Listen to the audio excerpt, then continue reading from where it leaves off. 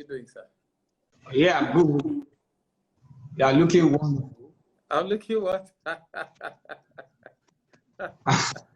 Thank you. Oh, Lord. I want to thank you for coming Yes, on sir. to be Yes, part sir. of the program. So I'm just going to say a word of prayer and then we'll get to this. You said you're just going to do what? Sorry? I'm going to say a word of prayer Okay. and then we're going to start. Father, in the All right. name of Jesus, we thank you tonight and give you all the praise.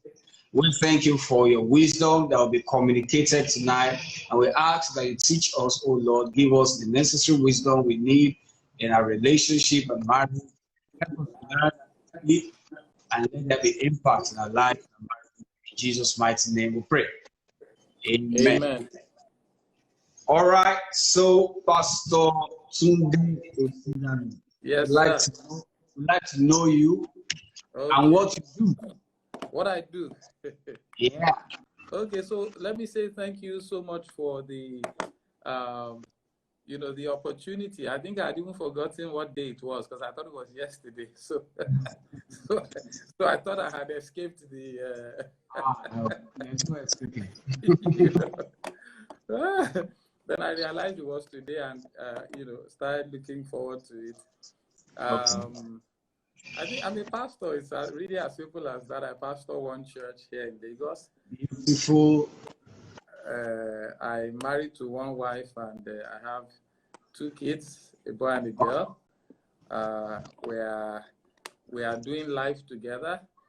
Enjoying the relatively new work, and seeing what God has in store for us. Yeah, so all right, that's cool. Yes, This program is a program to communicate values, family values, relationship values for people, especially who are still young, contemplating marriage, and also for those probably who are already married, young in marriage, just 1 or 2, 3 years younger.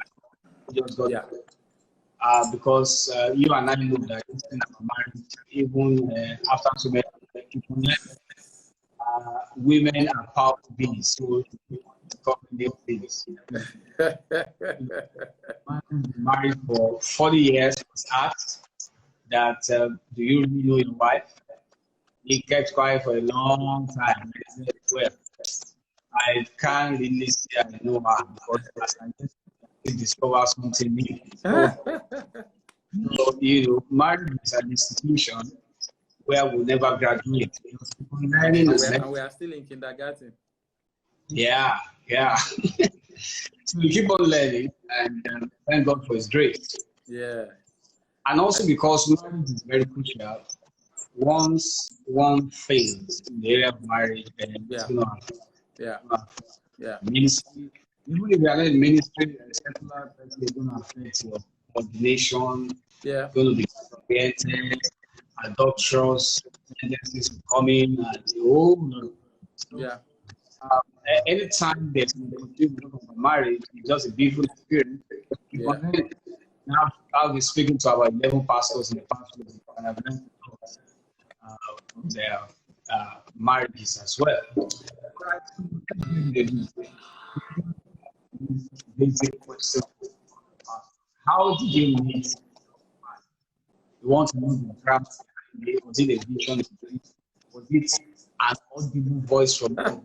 Automatic voice, inner witness, or was it experience where you were standing by the well and then you had a dream, water for her, and then one boy and one girl ran from inside the building and said, "Mommy and Daddy, are we?" All right, so let's know the drama. Okay. I mean, as far as marriage is concerned, you are one of our elder statesmen. That's what you say. Yes. So we are still learning from you, and people don't know. I don't know if the people watching know how long you have been married, but I know that myself and my wife learn a lot from you guys. And even if I remember, as far back as when I was in school, you were married. You see, we are supposed to talk about. I don't want to say your age, but you know, let me just leave that to. I've seen a young man. Because I remember you used to come to me in school and talk about marriage, and even then you already had some credits in marriage. So,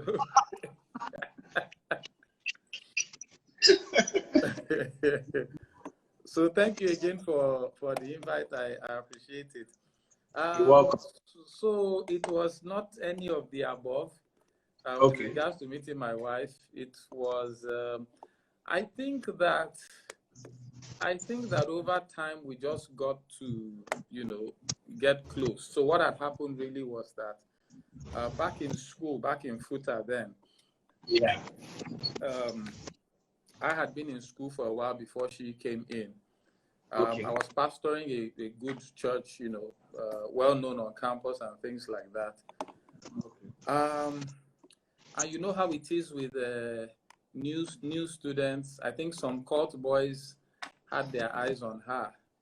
Okay. And these were boys from two different groups. Okay. She didn't know any of these things, so she went with a friend to visit one of the guys one day, and they left, and some guys from the other side came and beat up those guys, and she just realized, so she found herself caught in the middle of all this drama, and I mean, she really knew nothing about it. So she ran to me as a pastor in fellowship. I said, see what she heard, though, that this is going on, that in fact they were planning to come to school and fight and all those kind of things. So I took up the matter and I reached out to both parties, so to speak. And just made sure that I protected her, from all of that and stuff. And you have been protecting her. Yes, exactly. And I've been protecting her since then. So one thing led to the other. We became good friends. I remember the first time I met her, it definitely wasn't love at first sight. She came with someone I knew. I was even in a pair of boxers. I walk around the house in boxers, even till now. I was in a pair of boxers and, it was nothing.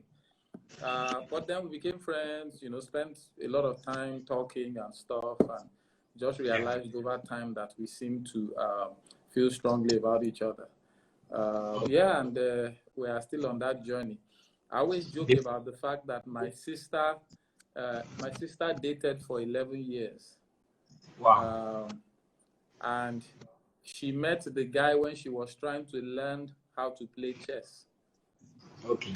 And now they've been married for, it must be about 20 years or 20-something years. And she still does not know how to play chess. So I don't know what she was learning all those 11 years they were dating, but I guess that's the nature of love and life.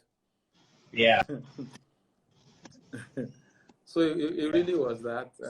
It was that. Okay. Beautiful. So during the time you asked her out, asked her out or proposed, and she said yes, how long was it? It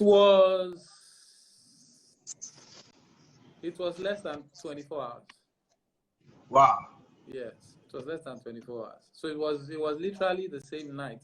But what happened was, I think at some point it just dawned on both of us that we were feeling very strongly about each other. Yeah. And so she just ran off. She just disappeared. She just shut me off. Okay. We weren't communicating again. She was just avoiding and evading and stuff like that. So I had to be true to her and say, look, it looks like this is how I feel about you. And then so when you say ask out, okay, so this is the ask out. So, I said, this is how I feel about you and stuff. And I wanted us to date. And I would say in that case, maybe it took about a week because she initially just ran away and evaded. And, You know, every time I saw her, she was with her friends, you know, just avoided all that, you know. But after about a week, I think she came around, and we were able to sit down to talk and take it from there, really. Okay. Yeah. Awesome. All right, that's beautiful. Okay. What would you say appreciate about her? What would I say? What would you say is one thing you appreciate about her? Now, the reason for that question is to be able to instruct singles probably on what to watch out for. Okay. What would you say you appreciate about your wife? So, you know, the Chinese have something they call yin and yang. Okay.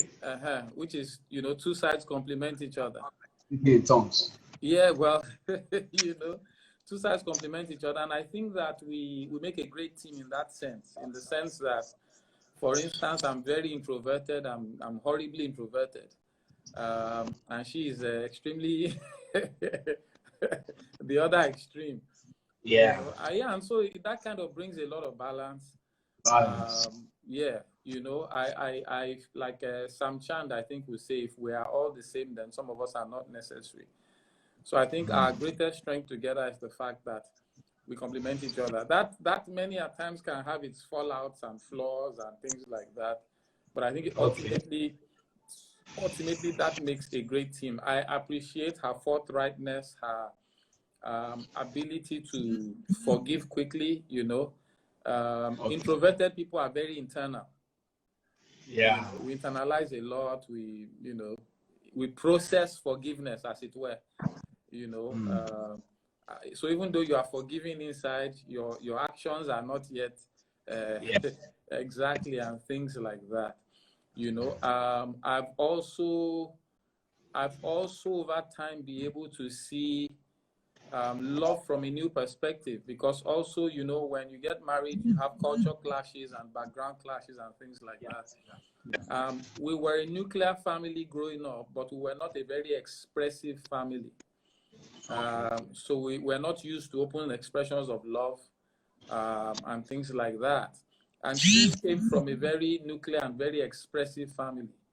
And honestly, I initially found it very irritating. You know, I mean, who expresses love openly? Who does that? You know what I'm saying? You know, always wants to touch you and do. I'm like, madam, calm down. You know what I'm saying? And those kinds of things. But over time, of course, I was able to see that there was a lot I needed to fix on that front, because the kids were coming. And I'm not sure I wanted to be able to openly express love to my kids. The beauty of children is that they are a blank slate. You have no history with them, you know. And so learning from her and expressing with my kids, I'm even still working on that. But it was a whole. So I believe that if only for that, and it's definitely more than that, I've learned a lot, you know, from being with my wife. Beautiful. Thank you. What would you say she loves most about you? I'm sure she can express it.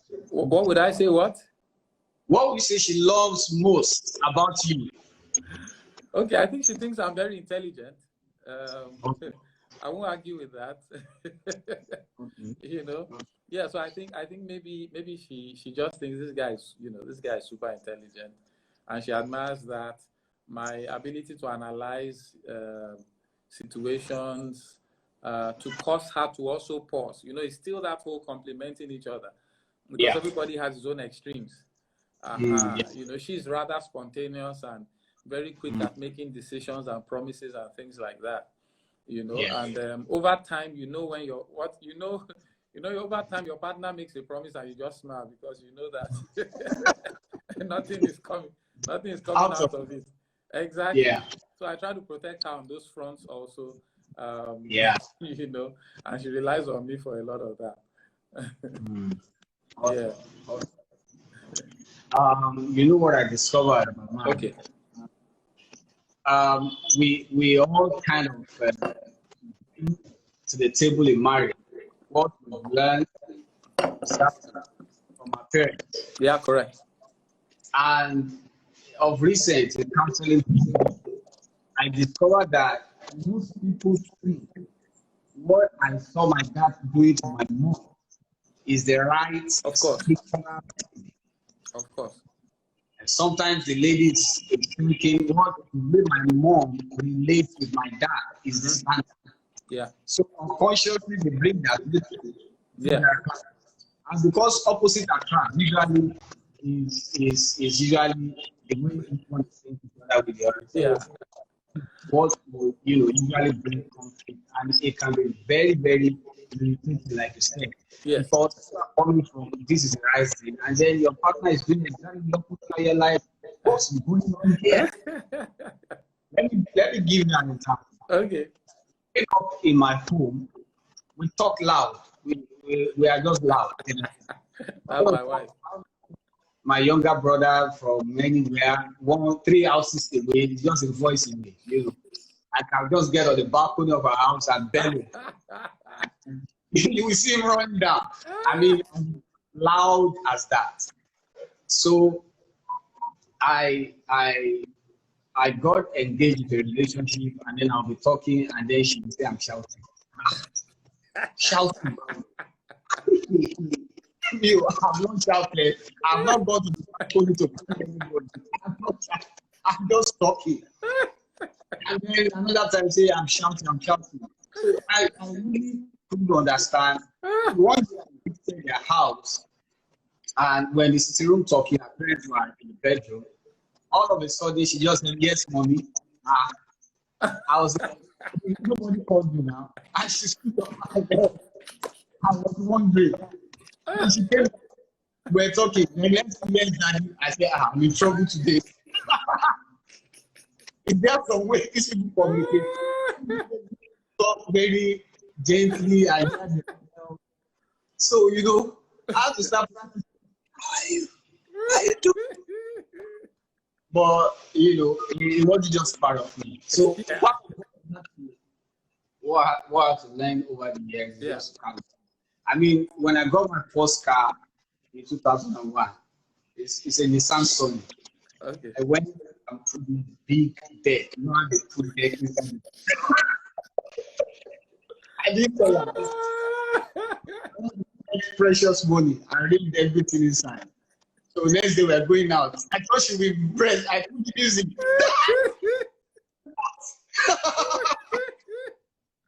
Oh my God. So the differences will usually bring conflict, especially if both sides are not ready to just match. Yeah. Both sides have to come and say, okay, let me leave what I'm doing. Let's see what we do. Let's come and meet at the center and see what the Bible says. So in view of that, what will you advise young married people or those who are in a relationship in terms of conflict resolution? How should they resolve conflict? Who should say sorry for? How should they handle conflict resolution? Yeah. So what I tend to say to couples is go into marriage like a student, not like a teacher. Okay. Because you come with your own worldview. And the problem with our worldview is that everybody believes their worldview is the correct worldview. Yeah. And so anybody who doesn't align with that worldview has a problem, in quotes. I'll give a classic example. I grew up with a nurse. My mom was a nurse for about 40 years or so. Awesome. Yeah, so I'm used to in the house, I'm used to my mom giving injections, giving us medicine and all of that stuff. I'm used to, my dad knew nothing about those things. Okay. Now in my house, I'm the one who actually gives medicines. I'm the one who takes the kids to the hospital alone. Yeah. You understand? Most of the time alone. I'm the one who remembers their dosages. I'm the one who, growing up, the kids, I change the nappy most of the time. And I remember I struggled with that because I thought, this is what a woman should do. You know what I'm saying? Yeah. But then I realized over time that it is what a nurse should do. Yeah. My mom was just not a woman, she was also a nurse. And so that is why it was like that. It doesn't mean it's like that in any. So don't come with any templates. Just come to learn your new dynamics. What are the new dynamics of this relationship? There is no rule. I mean, I counsel the couple so much. At the end of the day, they actually split up because the lady could not stand the fact that when when something is bad in the house, the man calls somebody to fix it. And she said, he's not a man. How can a light bulb die and then he calls somebody to fix it? And that was her interpretation of love. Wow. You understand? Yes. So even when you finish settling everything, by the end of 1 week, if unless light bulb doesn't spoil or something doesn't spoil, you understand? You know, it will become fight again. And honestly, she could never see him as a man. Yeah. You understand that? Exactly. So don't come with any templates. Come to learn. You are coming to discover someone. Yeah. And when you come to learn, then conflict, in quotes, is a learning experience. Yeah. You understand that? Anything that will cause conflict. I mean, when I got married, I was living in the UK. My wife was in Nigeria. I relocated about 4 months after that, and we started living together. And really, all of our relationship had been long distance. Our 7 years relating, I think we probably were in the same location for maybe 4 months. You know, and so someone I thought I knew over the phone, so to speak, I realized that exactly. And if you caught for 20 years, you still don't know the person in marriage. That's the truth. That's the way it is. I'm telling you. Because people think, oh, we caught her for 15 years, so no. It's a new phase. It doesn't work that way. Exactly. So, and if the attitude is that, then you see everything as a learning opportunity. So I had problems, for instance, coming to Nigeria with people living. I mean, you put on a light, you are leaving the room, you don't turn it off, you know. But in the UK, you pay for every watt of electricity you use. But here it's just, you know, and water and all those things. And it causes clashes. And one day the Holy Spirit told me, "Say you're having cultural clashes." I said, "What does that mean?" I never even heard the term before, you know. And then as I started to think about it and stuff, I realized, oh, we're actually having culture. So I sat down and said, you know what, we're actually having cultural clashes. There's no issue. Let's just learn to talk through these things. And so learn to talk through, you know, like Bishop Oyedepo will always say, as long as you know that this person will not wake up and plan how to harm you, then there's no issue you cannot resolve. You know, awesome. the things that you saw that took you to the altar, remember those things. And let that be the foundation for resolving every other thing. Awesome. That's a beautiful one right here. Okay. Now I get called by, you know, couples, particularly from Lagos. Okay. Adulterous issues and all of that. And, you know, in talking with quite a number of couples, I discovered that the basic issue or the problem is that couples are not spending enough time together. Look at the typical couple in Lagos who live in Ikorodu, for example, and work in Island. So they leave home very early in the morning, 5 o'clock, try to get to work. By the time they are coming back, in real place of this, they are spending their active moments during the day. By the time they are most of the time they sleep. So the best time for interaction and all of that is spent with other people, and this easily results in adulterous tendencies. So we have a lot of people that have office wives, and most of the problems, time I analyze their issue, is always that thing. Communication begins to die. When communication dies, dies. It was a poll that said the three most important things in marriage is communication, communication. Yes. So in regards to that, what do you have to say? What role do you think communication plays in marriage, especially between husband and wife? And how can you improve on your communication? For example, if they have this kind of job I just talked about, what can they do to improve their communication? Okay. What you said reminded me of a post I saw on somebody's status, I think yesterday, where he said, what do you mean by what do I do in Lagos? That I say I live in Lagos. Living in Lagos is a job. What I'm saying. That don't disturb me. I say I live in Lagos. What do you mean by what do I do? That I start not work already. What I'm saying. Exactly. You know, and when you think about a typical day in Lagos, honestly, the stage is already set for conflict in marriage. But the key around communication, as far as I know, is communication. Yeah. And when you form a habit and a culture of communicating at home, you know, the issue with men, especially where communication is concerned, is that you feel you must always communicate for a purpose. You get what I'm saying? Especially when you are a very internal, you know, thoughtful, analytic person. You know. Meanwhile, ladies are more emotional. And so lady many a times will talk just to distress. You understand that? And a man is wondering what's going on and trying to solve the problem. She's not asking you to solve any problem. She's just asking you to listen.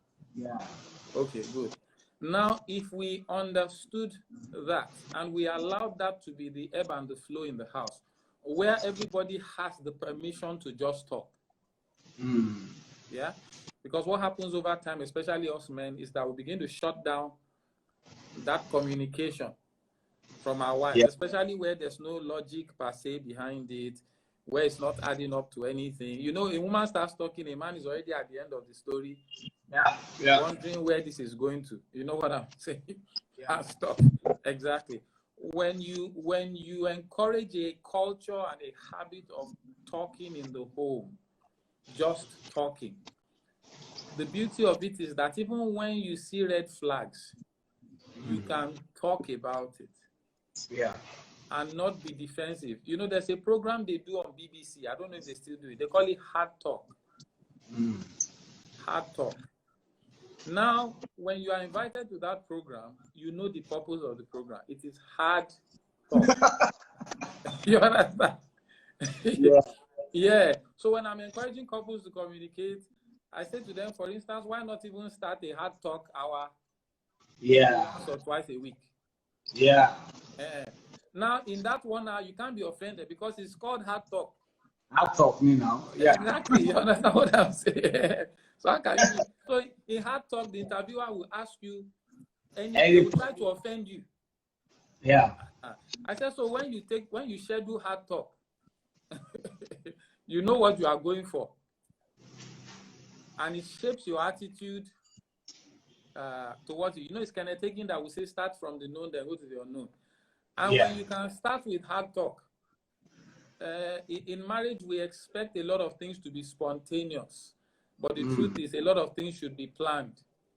We have learned a lot of wrong things from watching films. You understand? People meet at the beach, then their eyes lock, then they start running towards one another and they hug. You know what I'm saying? All those meals and boons, things that we've been sold. You know? But so when you can schedule things like that, over time it becomes the culture in your home. And then anytime hard talk can, you know, men hate to hear, we need to talk in 2 hours time. Just tell me now, I beg. I don't exactly. So basically, just encourage a culture of communication in the home. Communication is the key to communication. It's the key to communication. Awesome. All right. there's a book I read sometimes back. Men are from Mars, women are Mars. from Yes. talking about the differences between men and women. Yes. So men are logical, women are Yes. emotional. And there's another book I read where a man described, it said in a man's brain, all right? Yes. If you ask the man, go and bring me this item in box 15. He said Yeah. the man's brain, all the boxes are covered. Yes. So he Yes. goes from box 15, Yeah. removes the item, covers it Yeah. neatly, and gives it to you. If you ask a woman, she said, okay, I'm coming. Number one, all the boxes are left open. So she jumps into box number one. Okay, it's not here. Then box number two. Okay, it's not here again. And this is why when we are talking with your wife, she's not just logical, you know. Yeah. What did I ask? What are you? I mean, that's not what I asked. And a lot of husbands make that mistake with their wives. They kind of just shut their wives down, not knowing that the woman is emotional. The woman looks at it holistically. They just want to everything to be rounded. So men often make a lot of mistakes in dealing with their wife in that regard because of the differences are just there. So what I want to say is, how can we manage those differences? For example, this is a humorous example. A man and a wife are coming back from church. They are driving home, driving in their street. So they see this young little boy on the street, looks panicked, eating, looks impoverished. And the wife like, oh, look at that boy. He has not eaten anything. Should we take him home? No, that's emotional. The man gets logical. Take him home at house. The police can arrest us. You know it. Exactly. Exactly. Argument can cause strike for the next 3 days. For the next 3 days. Especially if the wife is in melancholy, that knows how to ignore at any little provocation. She will just go back into her. And then the husband will now put on the ego. Okay, you don't want to talk, let's see. And so they invite strike. So how do you say couples can minimize the kind of friction and be able to manage conflicts, differences, so that they can, because look at the Bible says live peaceably, and then the Bible says if you don't treat your wife well, your prayers will be hindered. This is transformation. Go around. Go around. You don't even reach the ceiling. It will go around. So what do you think about that? Okay, so you are quite correct. They say that the physiology of a man's brain is compartments. Yeah. That you actually look at the male brain, it is compartmentalized, and the female brain is like a mesh of wires. You understand that? And so a woman can't leave a problem at home and go and function well in the office. Exactly. A man can leave a problem at home, go and function well in the office, and come back to meet the problem that he left at home. And to a woman, that looks heartless. Yeah. You understand that? Exactly. And I would say that knowledge is still what is most needed. At that place, yeah. We were birthed by a generation of parents that did not really read about marriage. Yeah. That's the truth. A lot of them had husbands or wives chosen for them. It wasn't really a function of what is your, in fact, all this blood type and all these things. You know what I'm saying? You know, it wasn't any of those things. And of course, the traditional picture was that the woman's job is in the kitchen and, like our president said, the other room. Then, exactly. And that a man's job is to go out and to make money for the family to eat. Now, those mindsets, first of all, need to be deconstructed. Yeah. Yeah. We are all working towards the same goal. We are in the same side of the ring. Exactly. That must be settled. You must accept that. Then take time to know who you are married to. Yeah. It is not by osmosis or by, people feel by experience. It's not by experience. Marriage is a science. Yeah. You can read and have a successful marriage. It's not by length of years. I mean, I was counseling a couple some years ago. At 65, the woman is moving out of the house. Wow. You understand? Wow. So, some just feel like, oh, don't worry, as we are going, we'll be, time doesn't teach anything. Yeah. Exactly. So that effort to get to know your spouse, her strengths, her weaknesses. I mean, let's look at our parents. Yeah. And if we will accept our spouse in many ways like that, I mean, right now, you know your dad, you know your mom, you know their weaknesses, you know their strengths, and you are fine, you are happy. Yeah. You understand? And everybody is doing well. You call them, you love them, you send them what they say. When they're angry, you know how to manage them. You know the right things to say. You know who to send.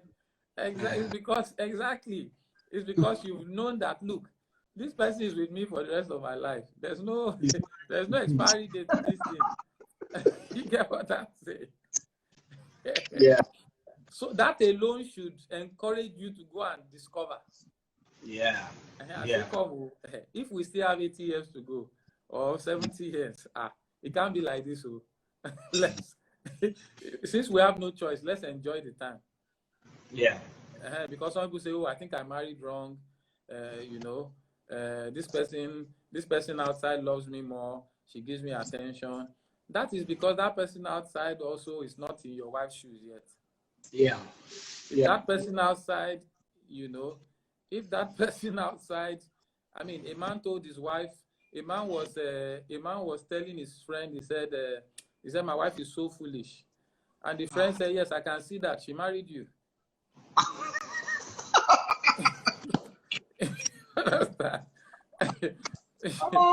Yeah, because she must be foolish to marry a man who can say she's foolish. Exactly. It's obvious she's foolish. She married you. So I would say put in the effort to learn, to discover, to read books together, discuss, see it like a course, like university. We come into marriage like we know already. But the truth is we don't. I mean, you don't go to school. When you got into uni, you didn't come in like you knew already. When the lecturer speaks, you go and get handouts, you try and learn. So see it like that. And the issues of love must be resolved. See, once there is doubt and suspicion in marriage, it will affect every other thing.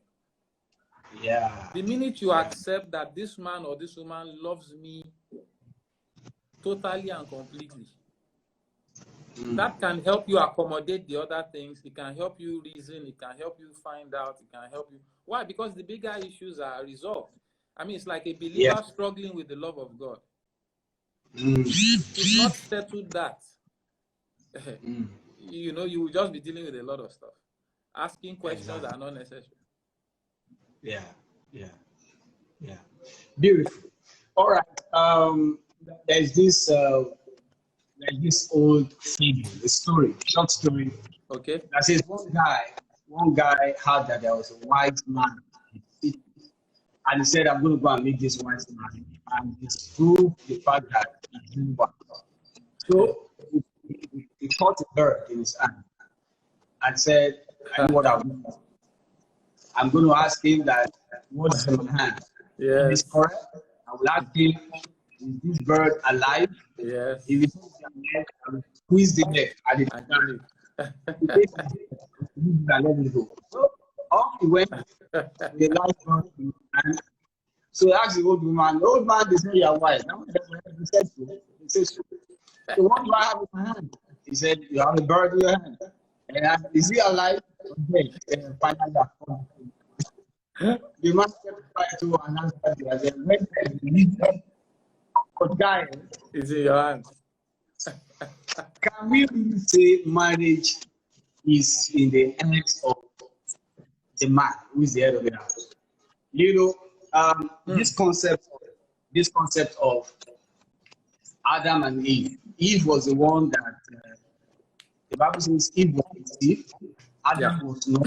Adam died deliberately. He wanted to die for a woman, and he died. Eve was conceived. And when God came, God didn't even look at the side of Eve in that sense. He was asking Adam, like, you have a responsibility that you want to instructed and all of that. Yeah. Can we say most of the issues in the home is directly traceable to the negligence of the man, the father? Can we say is the one that opened the door somewhere, carelessness? Is it good to conclude that, well, if you are there, if you are taking this thing up maybe spiritually or whichever way, probably this will have been minimized? What do you think about that? I mean, I think it's pretty clear that the man is the shepherd over the home. Okay. Eve sinned, but when God was going to question the family, he faced Adam. You understand? Because it's Adam, he gave an assignment. Yeah. And said, do this. And part of his assignment was actually Eve. So Adam really dropped the ball. But if he was there, the devil would not have had the opportunity to speak to Eve alone. Yeah. Exactly. And when we see it like that, I believe, and I say this to men privately when I'm counseling, look, whether this thing succeeds or it does not, it is in your hands. Yeah. Bishop Oyedepo will say, he said, look, he said, if I was married to Lucifer, the devil, he said, if I was married to Lucifer, the devil, he said, I believe that by now, Lucifer will be born again.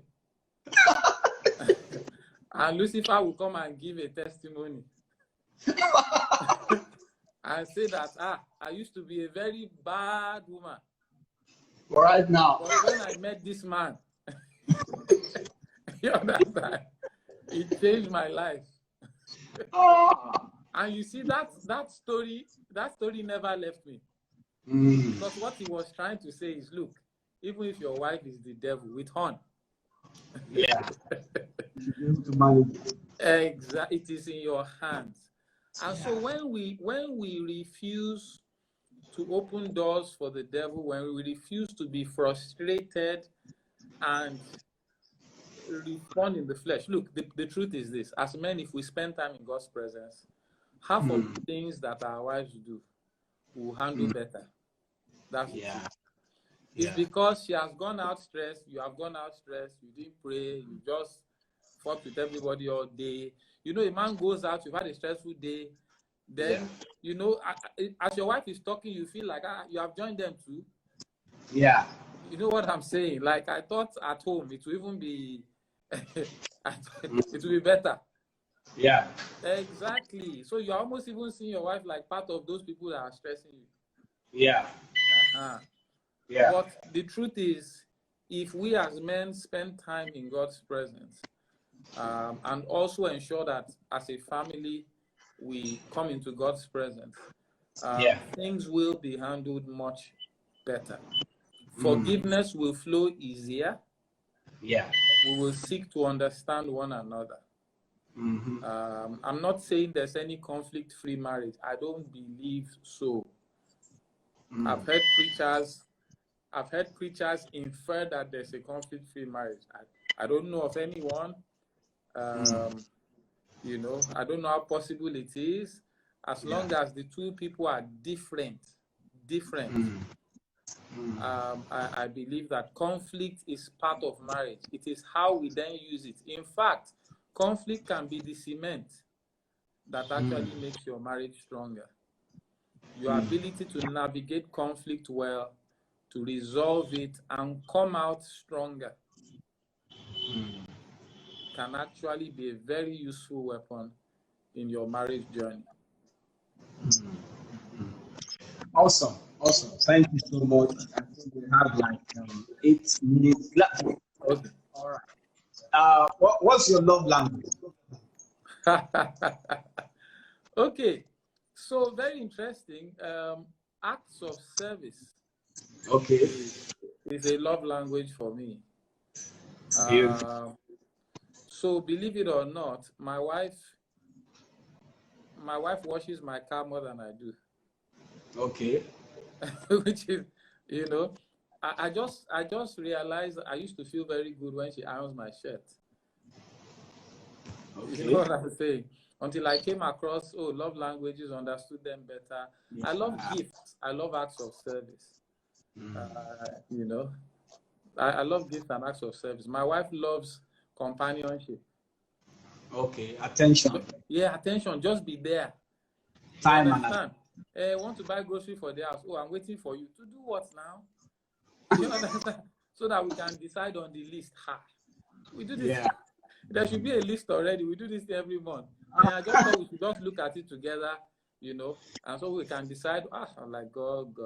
You know what I'm saying? You know. So I know definitely it is time, attention, you know, that does well for her. Okay. All right, Bill. Almost up. Before you give everybody the last word, I would like you to just pray. Just pray. Okay. All right. In Jesus' name. Amen. Father, Lord, I just come to say thank you for this event, for Pastor Dunamis, for all the guests that have spoken previously and will speak hereafter. I pray, Lord, that, you know, the goals that Pastor Dunamis has targeted by setting this up will be achieved in the name of Jesus. And we corporately release grace upon every family represented over the airwaves tonight. And those who will still listen to the replay of this, that God will give you the oil of joy, and that God will give you sweetness in your home, and that the presence of God will be that abiding, staying presence in all that we do. Father, Lord, make our marriages case studies in success and not examples of failure. Amen. Say thank you. Thank you, Lord. In Jesus' mighty name. Amen. Amen. All right, thank you. So we're going to listen to the last word in a moment. But I want to say for those particular people who are joining and leaving, yes, join and you probably missed out. We will upload this video to my IGTV. Really after now to be on the IGTV. And by tomorrow morning it will be on YouTube. Search for Dunamis Okunowo on YouTube. You'll be able to see the video here. I'm sure it's going to bless you over and over again. So, PT, I saw somebody put in the comment section, PT of life. So, comment section? Somebody wrote PT of life. So, okay, interesting. So PT of life. What was the last word for? And, you know. So, for those who are married, you know, get to know your spouse better, and that goes both ways, really. Okay. I believe that there are some things you saw that caused you to get married. Yeah. Remember those things, and let those things be the foundation upon which you build. Yeah. You know, have shared goals. Achieve things together. Those things also strengthen a marriage. When you decide to do something and you see God do it through both of you, it strengthens a marriage. If you wanted to be alone, then you didn't need to get married. So do things together. For the singles, I would say above all things, commitment is the key. The Bible says God so loved the world that he gave his only begotten son. And I like saying that that love is not marriage love. That love is commitment. Yeah. What will make a couple, 80 years old, 85 years old, still hold hands, still kiss each other, still sit down and just talk? Yeah. That one is not her shape. Yeah. It is not how she walks. It is not her curves. Love must be deeper than those things. Yeah. How does she make you feel? How does she enrich you? How does she make you a better person? You understand? What spiritual atmosphere does she bring into your life? And things like that are really more important. And God will give you a seed. Amen. It's your job to plant that seed and make of it what you want. Yeah? So when you see your wife or your spouse as a raw material, the seed is where you are going. That's what you are trying to achieve. And then God gives you wisdom and knowledge to see the marriage into success. Amen. Yes. All right. See, 50 of 9. Thank you so much. Yes, sir. Somebody's asking, can they get the whole compilation? Yes, everything is on YouTube and on my IGTV. Okay. Yeah. So I would like to appreciate you for coming on board, and also appreciate your wife for releasing you, taking care of you, supporting you in ministry. Yes, sir. I saw this type of food you wanted to eat a few days back. And somebody was asking in the comment section, is rice under it or is this That's all. You know. So say us well to your wife, tell her we love her, celebrate her. Thank you. For being on the side of the man of God. Because well, if your wife is not on your side, you cannot partner that successfully. Very correct. Very, very correct. The man of God will be disconcerted. So you need to appreciate the wife. Yes, the job they are doing, following. So let me appreciate your wife. And thank you so much for this program. God bless you. Thanks so much for joining. I'll give you a call. Okay then. God bless.